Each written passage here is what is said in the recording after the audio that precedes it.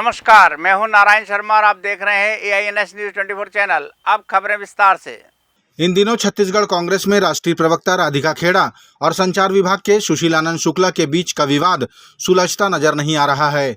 जहां इस पूरे मामले में राष्ट्रीय प्रवक्ता पवन खेड़ा ने जांच की बात कही, तो वहीं राधिका खेड़ा ने एक और ट्वीट कर खलबली मचा दी। उन्होंने दूसरे ट्वीट में सुशील को दुशील लिखते हुए कका का उनके प्रति मोह बताया, लेकिन लड़ते रहने की बात भी लिखी। इधर पूरे मामले में पूर्व मुख्यमंत्री भूपेश बघेल ने जांच होने का हवाला देते हुए भाजपा पर ही सवाल दाग दिया। जिन क्या बयान दिया, हम इसकी जांच कराएंगे। नहीं, भाजपा कह रही है कि भाजपा कहने से क्या होता है, किसी भी थाने में FIR दर्ज कराएं। भाजपा ये बताया जो बलात्कारी के खिलाफ, बलात्कारी के पक्ष में प्रधानमंत्री जी प्रचार करने गए, उसके बारे में पहले बोले। तो कर्नाटक में बलात्कारी जो सांसद है उसके बारे में भारतीय जनता पार्टी क्या कह रही है पहले बताए। दूसरी बात, पवन खेड़ा जी जो मीडिया से देखते हैं, उन्होंने कहा हम इसकी जांच कराएंगे। बात समाप्त होगी, जांच होगी, जो गलत पाएगा उसकी लापरवाही होगी।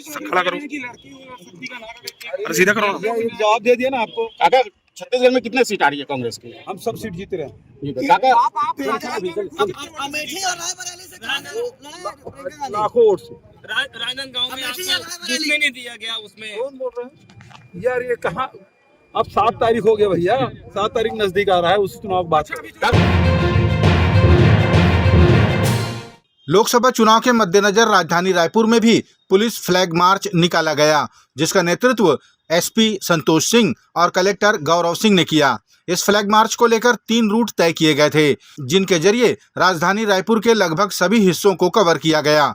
राजधानी रायपुर में निकाले गए इस फ्लैग मार्च में अर्धसैनिक बल, CRPF, SSB की 18 कंपनियों समेत जिला पुलिस के सैकड़ों जवान शामिल हुए। प्रधानमंत्री नरेंद्र मोदी ने कांग्रेस को 3 चुनौतियां दी हैं और कहा है कि देश की जनता को कांग्रेस ये लिख कर दे कि वह संविधान बदलकर धर्म के आधार पर विशेष समुदाय को आरक्षण नहीं देगी। दूसरा, कांग्रेस SC, ST और OBC को मिलने वाले आरक्षण में सेंधमारी नहीं करेगी, उनका अधिकार नहीं छीनेगी। और तीसरा, कांग्रेस तथा उनके साथियों वाली सरकार के राज्यों में वोट बैंक की गंदी राजनीति नहीं होगी, बैकडोर से OBC का कोटा काटकर विशेष समुदाय को आरक्षण नहीं देगी। मेरी 3 चुनौतियां हैं कांग्रेस और कांग्रेस के पूरे इकोसिस्टम को। पहली चुनौती, कांग्रेस और उनके चट्टे बट्टे देश को लिखित में गारंटी दें कि वो संविधान बदलकर धर्म के आधार पर मुसलमानों को आरक्षण नहीं देंगी, देश को बांटने का काम नहीं करेगी। मेरी दूसरी चुनौती है, कांग्रेस देश को लिखित में दे कि वो ST, SC, OBC को मिलने वाले आरक्षण में सेंधमारी नहीं करेगी, उनका अधिकार नहीं छीनेगी, डाका नहीं डालेगी। मेरी तीसरी चुनौती है, कांग्रेस देश को लिखित में गारंटी दे कि जिन जिन राज्यों में कांग्रेस की और उसके साथियों की सरकार है, वो कभी भी वोट बैंक की गंदी राजनीति नहीं करेंगे, वो बैकडोर से OBC का कोटा काटकर मुसलमानों को आरक्षण नहीं देंगी। आज पेड़ कितने आवश्यक हैं ये बताने की आवश्यकता नहीं है, लेकिन पेड़ लगाने की बजाय उसे काटा जा रहा है, वो भी मनरेगा के तहत डबरी निर्माण के लिए। ऐसा ही एक मामला सामने आया है आरंग विकासखंड के ग्राम बोडर में, जहां मनरेगा के तहत डबरी निर्माण कार्य के लिए 7 साल पहले लगाए गए हजारों पेड़ों में से कई पेड़ों की अंधाधुंध कटाई कर दी गई। ऑक्सीजन और पेड़ों की महत्ता को लोग ज़्यादा समझ रहे हैं और ज़्यादा से ज़्यादा पेड़ लगा रहे हैं, लेकिन हमारे ग्राम पंचायत बोडरा में अवैध ढंग से पेड़ों की जबरदस्त कटाई का डबरी निर्माण किया जा रहा है, जो डबरी न किसी के काम आना है, न किसानों भाइयों के काम आना है। पेड़ कटाई का आरोप सरपंच उमाशंकर चंद्राकर, सचिव गायत्री शर्मा और रोजगार सहायक सुनील जांगड़े पर लगाया जा रहा है।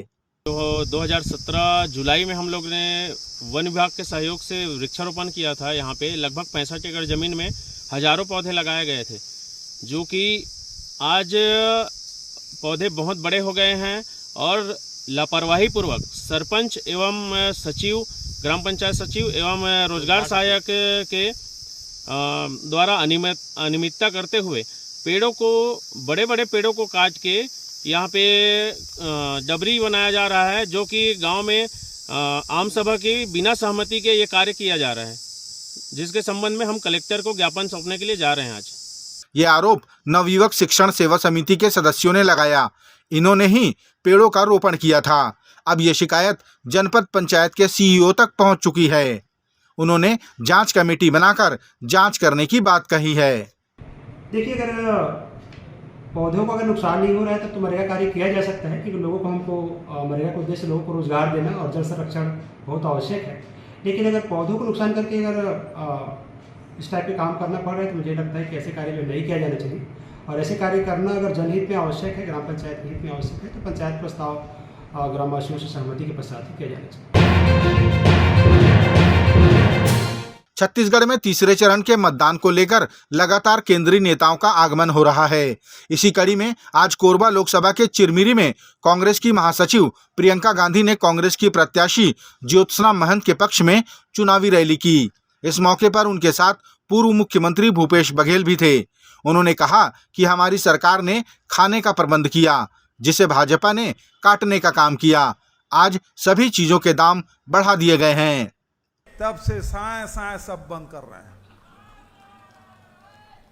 गोबर खरीदी बंद हो गया, साए साए वन गौठान बंद हो गया, साए साए रूरल इंडस्ट्रियल पार्क बंद हो गया, बेरोजगारी भत्ता बंद हो गया, बिजली कटौती चल रही है, बिजली बिल बढ़ने वाला है,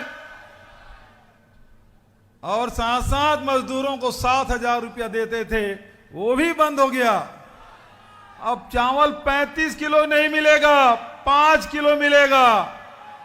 चना मिलना बंद हो गया, नमक मिलना बंद हो गया।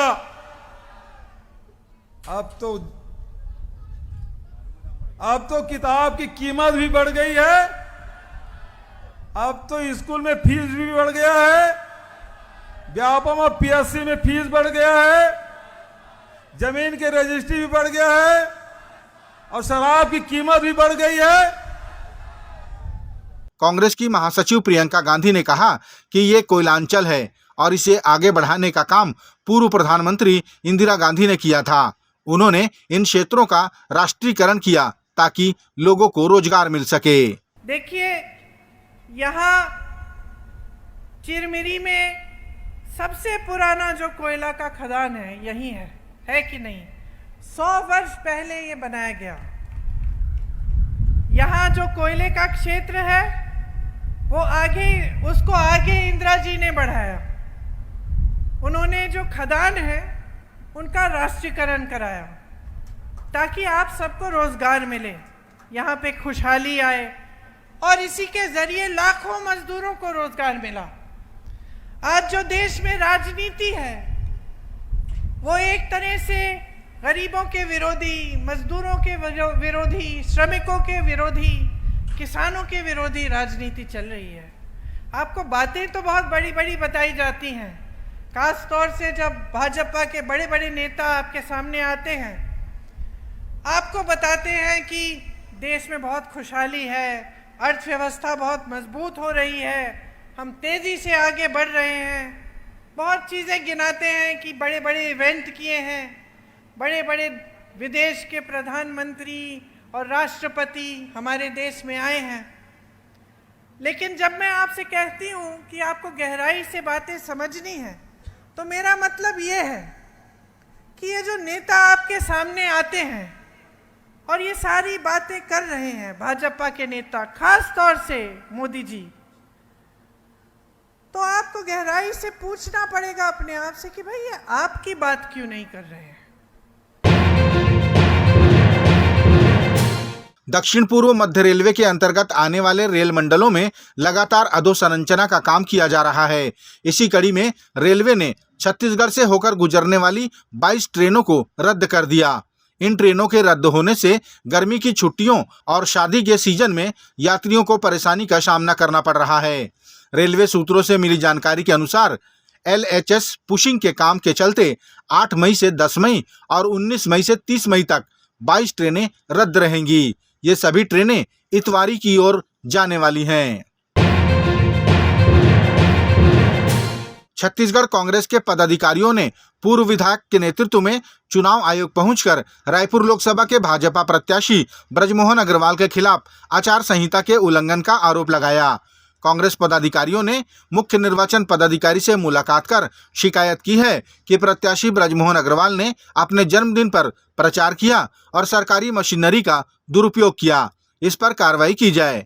शिकायतकर्ताओं में पूर्व विधायक सत्यनारायण शर्मा, कुलदीप जुनेजा, प्रमोद दुबे, गिरीश दुबे समेत बड़ी संख्या में कांग्रेस जन शामिल हुए। छत्तीसगढ़ के गौरेला पेंड्रा मरवाही जिले में लोकसभा चुनाव संपन्न कराने अर्धसैनिक बलों की 8 कंपनियां पहुंची हैं। इनके साथ जिला पुलिस के जवानों ने संयुक्त रूप से गौरेला नगर में फ्लैग मार्च निकाला, जिसका नेतृत्व SP भावना गुप्ता और कलेक्टर कमलेश लीना मंडावी ने किया। फ्लैग मार्च को देखने आम जनता सड़क पर आ गई। सभी से कलेक्टर SP ने मुलाकात की और भयमुक्त होकर मतदान करने की अपील भी की। ये थे आज के प्रमुख समाचार। आप देख रहे थे हमारा लोकप्रिय YouTube चैनल AINS News 24। अब हमें इजाज़त दीजिए। कल तक रोजाना की ताज़ा खबरों के लिए आप देखते रहिए हमारा लोकप्रिय YouTube चैनल। हमारे YouTube चैनल को लाइक, सब्सक्राइब और बेल आइकन का बटन दबाना ना भूलें। नमस्कार।